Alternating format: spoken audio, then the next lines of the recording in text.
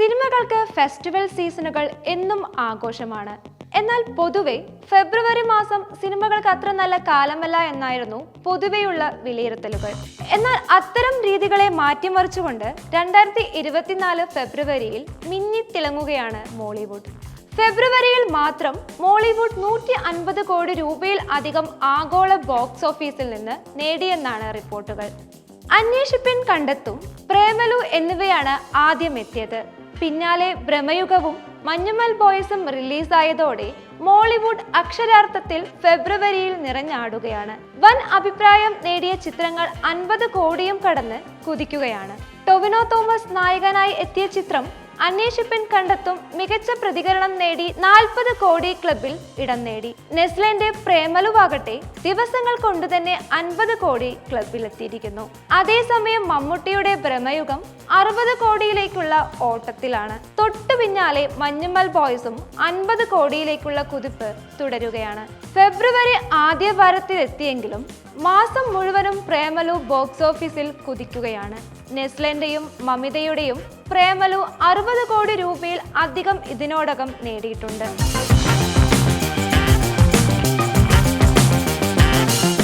Surprise ഹിറ്റുകൾക്ക് മുമ്പും മലയാള cinema പ്രേക്ഷകർ സാക്ഷ്യം വഹിച്ചിട്ടുണ്ടെങ്കിലും അതിനെയൊക്കെ മറികടക്കുന്ന ചിത്രമായി മാറിയിരിക്കുകയാണ് പ്രേമലു. പുതിയ കാലത്തിന് യോജിച്ച തമാശകൾ ചിത്രത്തിൽ ചേർത്തത് പ്രേമലുവിന്റെ വിജയത്തിന് നിർണായക ഘടകവുമായി. പ്രേമലു കേരളവും കടന്ന് എല്ലാത്തരം സിനിമാ പ്രേക്ഷകരെയും ആകർഷിക്കുന്നു എന്നാണ് വ്യക്തമാക്കുന്നത്.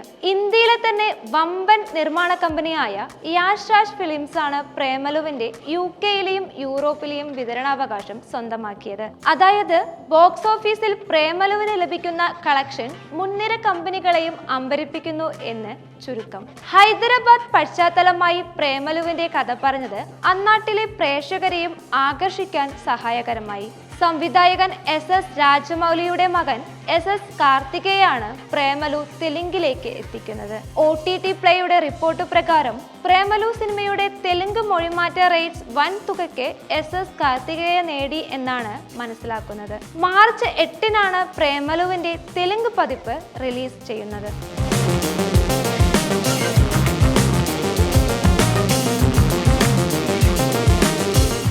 ടൊവിനോ തോമസ് നായകനായി എത്തിയ ചിത്രമാണ് അന്വേഷിപ്പിൻ, കണ്ടെത്തും.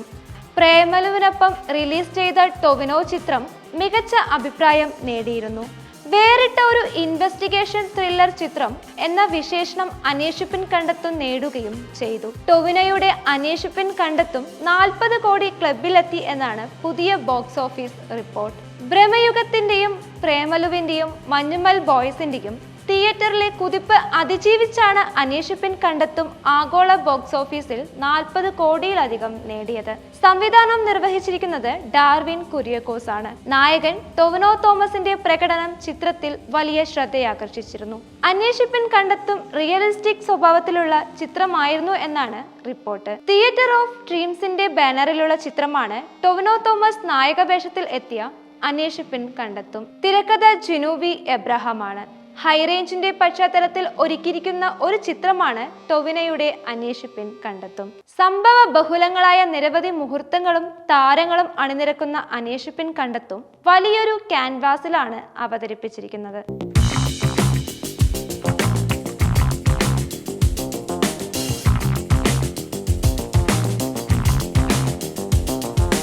മമ്മൂട്ടിയുടെ വേഷപ്പകർച്ചയിൽ രൗദ്രഭാവത്തിലെത്തിയ ചിത്രമാണ് ഭ്രമയുഗം. റിലീസിന് മികച്ച അഭിപ്രായം നേടിയതോടെ ചിത്രം വൻ കുതിപ്പ് നടത്തുമെന്ന് പ്രതീക്ഷിക്കപ്പെട്ടിരുന്നു. ആ പ്രതീക്ഷകൾ ശരിവെച്ചിരിക്കുകയാണ് ഭ്രമയുഗം. യുവാക്കൾക്ക് പ്രാധാന്യം നൽകിയ 2 ചിത്രങ്ങളെ അതിജീവിച്ചാണ് ഗൗരവമേറിയ ഒരു വിഷയം പ്രതിപാദിക്കുന്ന ഭ്രമയുഗം 50 കോടി ക്ലബിൽ എത്തിയത്. മമ്മൂട്ടി നെഗറ്റീവ് ഷെയ്ഡുള്ള കഥാപാത്രത്തെയാണ് ചിത്രത്തിൽ അവതരിപ്പിക്കുന്നത് എന്നത് പ്രഖ്യാപനം തൊട്ടേ ഭ്രമയുഗം ചർച്ചകളിൽ നിറയാൻ ഒരു കാരണമായിരുന്നു. കൊടുമുൺ പോറ്റിയായിട്ടാണ് മമ്മൂട്ടി വേഷമിട്ടിരിക്കുന്നത്. മമ്മൂട്ടിയുടെ എക്കാലത്തെയും മികച്ച ഒരു കഥാപാത്രമായി മാറാൻ കൊടുമുൺ പോറ്റിക്ക് കഴിയുകയും ചെയ്തു എന്നാണ് പൊതുവെയുള്ള അഭിപ്രായങ്ങൾ. ബ്ലാക്ക് ആൻഡ് വൈറ്റിലാണ് ഭ്രമയുഗം സിനിമ അവതരിപ്പിച്ചിരിക്കുന്നത് എന്നൊരു പ്രത്യേകതയുമുണ്ട്.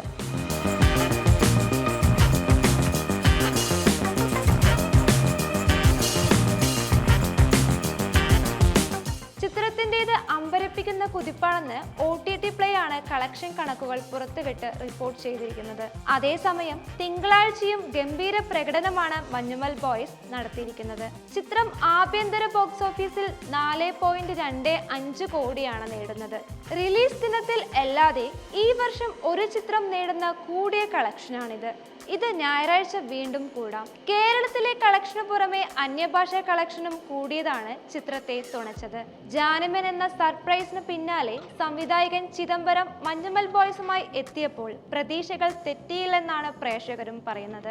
യഥാർത്ഥ സംഭവങ്ങൾ അടിസ്ഥാനമാക്കി ചിദംബരത്തിന്റെ സംവിധാനത്തിൽ എത്തിയ മഞ്ഞുമൽ ബോയ്സ് കേരളത്തിന് പുറത്തും വലിയ അഭിപ്രായങ്ങളാണ് നേടുന്നത്. കലാപരമായി മുന്നിട്ട് നിൽക്കുന്നതാണ് മഞ്ഞുമൽ ബോയ്സ്. യഥാർത്ഥമായി അനുഭവിച്ചവ അതേ തീവ്രതയിൽ ചിത്രത്തിൽ പകർത്താൻ ചിദംബരത്തിന് സാധിച്ചിരിക്കുന്നു എന്ന് മഞ്ഞുമൽ ബോയ്സ് കണ്ട് പ്രേക്ഷകർ ഒരേ സ്വരത്തിൽ അഭിപ്രായപ്പെടുന്നു. ബോളിവുഡ് അടക്കമുള്ള അന്യഭാഷാ സിനിമകൾ കളക്ഷനിൽ തളരുമ്പോഴാണ് മോളിവുഡിന്റെ വൻ മുന്നേറ്റം എന്നത് ഇന്ത്യയിലെ ചലച്ചിത്ര ആസ്വാദകരെ അമ്പരിപ്പിച്ചിട്ടുണ്ട്. കഴിഞ്ഞ വർഷം പുറത്തിറങ്ങിയതിൽ ഒട്ടുമിക്ക സിനിമകളും വൻ പരാജയം ഏറ്റുവാങ്ങിയവയായിരുന്നു. എന്നാൽ 2024 ആരംഭത്തിൽ തന്നെ 4 മെഗാ ഹിറ്റുകളാണ് മോളിവുഡ് നേടിയിരിക്കുന്നത്. ഇതോടൊപ്പം ഏറെ പ്രതീക്ഷകൾ ഉണർത്തുന്ന നിരവധി പ്രൊജക്ടുകളും അണിയറയിൽ ഒരുങ്ങുന്നുണ്ട്. കോവിഡ് പ്രതിസന്ധിക്കു ശേഷം തുടർച്ചയായി ആദ്യമായിട്ടാണ് കേരളത്തിലെ തിയേറ്ററുകൾ ഇത്രയധികം നിറയുന്നത്. മുൻ വർഷങ്ങളിൽ ഒരു ഹിറ്റിനു വേണ്ടി കാത്തിരുന്നവർ ഇപ്പോൾ ടിക്കറ്റിനായി നെട്ടോട്ടമോടുന്ന കാഴ്ചയാണ് മോളിവുഡിൽ കാണുന്നത്.